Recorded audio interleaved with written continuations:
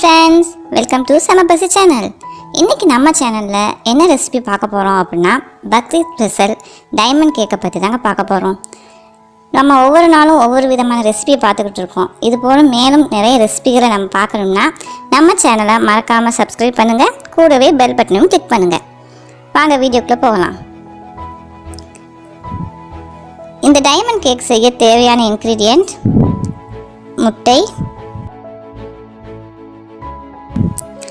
மைதா மாவு, உப்பு, கோதுமை மாவு, சீனி, கொஞ்சம் ரவை, சோடா மாவு, ஏலக்காய் 2-3 எடுத்து இப்படி நச்சு எடுத்துருக்கணும். இது வந்து ஃபஸ்ட்டு பால்,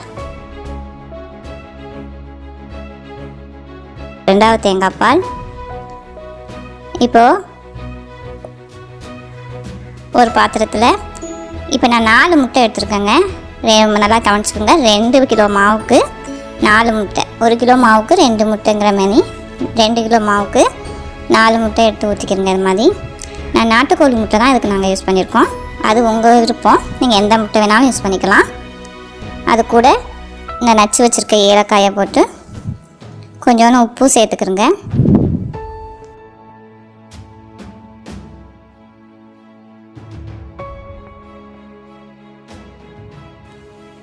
கொஞ்சம் சோடா மாவும் சேர்த்துக்கிறேங்க. இப்போது அந்த ஃபஸ்ட்டு பால் இருக்குல்ல, தேங்காய் பால். இப்போ நான் 2 கிலோ மாவுக்கு 5 தேங்காய் எடுத்துருக்கேங்க. அதில் இப்படி கெட்டியாக எடுத்துருக்கேன். ஃபஸ்ட்டு பாலை தான் இப்போ ஊற்றிருக்கோம். அது கூடவே சீனி.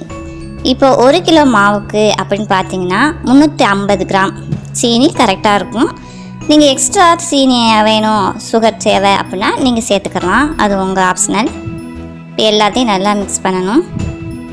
பாருங்கள், மிக்ஸ் பண்ணோன்னே எவ்வளோ கெட்டியாக, எவ்வளோ எல்லோ கலரில் வந்திருக்கு பாருங்கள். இது கூட ஃபஸ்ட்டு இந்த மைதா மாவு, 1 கிலோ மைதா மாவு சேர்த்துருக்கோம். இதையும் சேர்த்து பிணைஞ்சிட்டு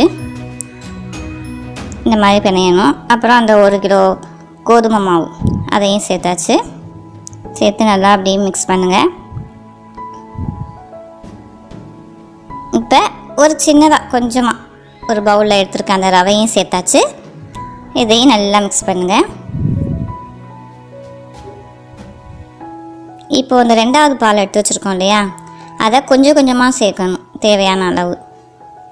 மொத்தமாக ஊற்றி பிணைஞ்சோம்னா ரொம்ப கொல கொலன்னு ஆயிரும் மாவு. அதுக்காக கொஞ்சம் கொஞ்சமாக சேர்த்து இந்த மாதிரி மிக்ஸ் பண்ணுங்கள். இந்த மாதிரி மிக்ஸ் பண்ணதுக்கப்புறம் அந்த இப்படி எடுத்துக்கிறணும். இது ரொம்ப நல்லா பிணையணும் அப்படிங்கிற அவசியமே இல்லைங்க. ரொம்ப ஈஸியாக சிம்பிளாகவே பண்ணிடலாம். பாருங்கள், இந்த மாதிரி சப்பாத்தி கட்டையில் வச்சு நல்லா அப்படி தேய்ச்சி விடுங்க. நம்ம சப்பாத்தி மாவு பிணையும் போது கூட நல்லா வலுவலுன்னு வரணும் அப்படின்னு தான் நினைப்போம். இந்த கேக்கை பொறுத்த வரைக்கும் அப்படிலாம் தேவையே இல்லை. இது கொஞ்சம் ட்ரையாக இருந்தாவே போதும். மாவு இந்த மாதிரி நல்லா தேய்ச்சி விடுறதுக்கு தோதாக இருந்தால் போதும். இப்படி நல்லா சப்பாத்தி கட்டையில் வச்சு நல்லா உருட்டுங்க. அதுக்கப்புறம் கத்தி எடுத்து நல்லா சேஃபாக வர்ற மாதிரி கீழே அந்த ஓரம்லாம் கொஞ்சம் அப்படி சிலும்பலாக இருக்குல்ல, அதனால் அதெல்லாம் இல்லாமல் நல்லா நீட்டாக வர மாதிரி அந்த ஓரத்தில் உள்ளதெல்லாம் கட் பண்ணி எடுத்து போட்டுருங்க.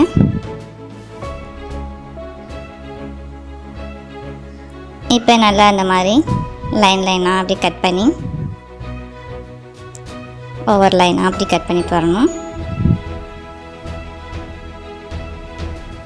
நீங்கள் இதை பார்த்துட்டின்னு நீங்கள் அந்த அளவையும் சொல்லிட்டேன், நல்லா ஞாபகம் வச்சுக்கோங்க. 1 கிலோ மாவுக்கு 2 முட்டை, 350 கிராம் சீனி, ஒரு 100 கிராம் அல்லது 50 கிராம் ரவை போட்டால் கூட போதும். கொஞ்சமாக ஏலக்காய். அது மாதிரி தேங்காய் பால் வந்து நம்ம எவ்வளோக்கு எவ்வளோ அதிகமாக சேர்க்குறோமோ அவ்வளோ டேஸ்ட்டாக இருக்கும். அதுக்காக நான் இப்போ 5 தேங்காய் சேர்த்துருக்கேன். உங்கள் விருப்பமாக நீங்கள் அதை குறைச்சி கூட சேர்த்துக்கலாம். ஆனால் கெட்டியாக இருக்கணும் பால், அதான் முக்கியம். பாருங்கள், இந்த மாதிரி நீட்டாக அப்படி எடுத்து டைமண்ட் ஷேப்பில் மாதிரி கட் பண்ணிக்கிறணும். இந்த இடையில இப்படி ஏன் கீறுறோம் அப்படின்னா, அதை எண்ணெயில் போட்டு ஃப்ரை பண்ண போகும்போது மேலே கருகி உள்ளே வேகாமல் இருக்கும் இல்லையா, அதுக்காக இப்படி நம்ம கீரை போகும்போது நல்லா அப்சர்வ் பண்ணி நல்லா வேகும். அதுக்காக தான் நம்ம இப்படி கீறுறோம். இந்த மாதிரி ஒரு பிளேட்டில் கீரை எடுத்து வச்சுருக்கேன் பாருங்கள். இப்போ ஸ்டவ் ஆன் பண்ணி ஒரு கடாயை வச்சு கடாய் நல்லா ஹீட் ஆனதுக்கப்புறம் கொஞ்சமாக ஆயில் போட்டு அந்த பொரிக்கிறது தக்கன ஃப்ரை பண்ணுறது தக்கன ஆயில் போட்டு இப்போ நம்ம டைமண்ட் ஷேப்பில் கட் பண்ணி வச்சுருக்கோம்ல அதை நல்லா ஃப்ரை பண்ணி எடுக்கணும். இந்த மாதிரி நல்லா பார்த்து போடுங்க. நல்லா எண்ணெய் சூடானதுக்கப்புறம் இந்த கேக்கு போட்டதுக்கப்புறம் அந்த சிம்மில் வச்சு ஃப்ரை பண்ணணும். ஏன் அப்படின்னு கேட்டோம்னா அது ஓவர் ஹீட் ஆகி அப்புறம் மேலே மட்டும் நல்லா பிளாக் ஆகி உள்ளே வந்து ஒயிட்டாக அப்படியே மாவு மாதிரி இருக்கும். அதுக்காக தான் நம்ம சிம்மில் வச்சு பண்ண போகும்போது உள்ளேயும் நல்லா வெந்து வெளியேவும் ரொம்ப பிளாக் ஆகாமல் நல்லா நம்மளுக்கு கோல்டன் ப்ரௌன் கலரில் கிடைக்கும். அதுக்காக தான் இந்த மாதிரி நல்லா ஃப்ரை பண்ணி கரண்டியை வச்சு நல்லா அப்படி கிளறி விட்டுட்டே இருக்கணும். இல்லைன்னா ஒரு பக்கம் மட்டும் கருப்படிச்சாப்பில் இன்னொரு பக்கம் வெள்ளையா அப்படி இருக்க மாதிரி தெரியும். அதுக்காக தான் இது வந்து பார்த்திங்கன்னா குழந்தைங்களும் நல்லா விரும்பி சாப்பிடுவாங்க. நம்ம ஈஸி மெத்தடில் பண்ணிடலாம். ரொம்ப ஸ்ட்ரெயின் பண்ணி அந்த மாவை பிணையணுமே அப்படிலாம் கிடையாது. நம்மளுக்கு தேவையானது அந்த கோகோனட் மில்க் அதை பொறுத்து தான் நம்மளுக்கு ருசி கிடைக்கும். அந்த அளவு சேர்த்துட்டு நீங்கள் ஈஸியாகவே பிணைஞ்சு அழகாக பண்ணி கொடுத்துடலாம் உங்கள் குழந்தைகளுக்கு. எல்லா குழந்தைகளுமே விரும்பி சாப்பிடுவாங்க, பெரியவங்களும் சாப்பிட்லாம். அதனால் எல்லாருக்குமே பிடிக்கும் இந்த ரெசிபி. இந்த பாருங்கள் எவ்வளோ அழகாக ரெடி ஆயிடுச்சு நம்மளோட டைமண்ட் கேக். இப்படி ஒரு பிளேட்டில் எடுத்து வச்சுக்கிறேன்.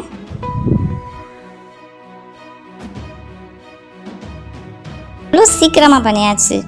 பார்க்க போகும்போது தான் ரொம்ப பெருசாக தெரிஞ்சிச்சு. அவ்வளோ சீக்கிரமாக பண்ணியாச்சு பார்த்தீங்களா. இப்போ நான் கட் பண்ணி வச்ச இன்னொரு இதையும் போட்டு எடுத்துக்கிறேன்.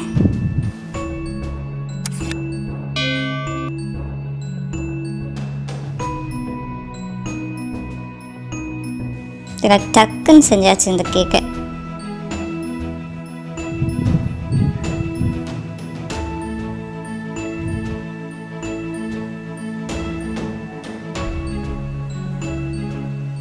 நீங்களும் இதை வீட்டில் கண்டிப்பாக ட்ரை பண்ணி பாருங்கள். உங்கள் குழந்தைகளுக்கு ரொம்ப பிடிக்கும்.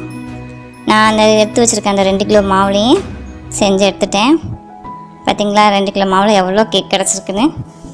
இது நம்ம குழந்தைகளுக்கு ஸ்கூலுக்கு கூட ஈவினிங் ஸ்நாக்ஸ் அந்த ஸ்கூலுக்கு லஞ்ச் பாக்ஸில் மாதிரி இந்த மாதிரி பிரேக் டைமில் சாப்பிட்றது கூட கொடுத்து விடலாம். இந்த ரெசிபி கண்டிப்பாக உங்களுக்கு பிடிச்சிருக்குன்னு நினைக்கிறேன். நீங்கள் வீட்டில் ட்ரை பண்ணி பாருங்கள். இது வரைக்கும் நம்ம சேனலை சப்ஸ்கிரைப் பண்ணாதவங்க சப்ஸ்கிரைப் பண்ணிக்கிறங்க, லைக் பண்ணுங்கள், ஷேர் பண்ணுங்கள், கூடவே பெல் பட்டனையும் கிளிக் பண்ணுங்கள். தேங்க்யூ.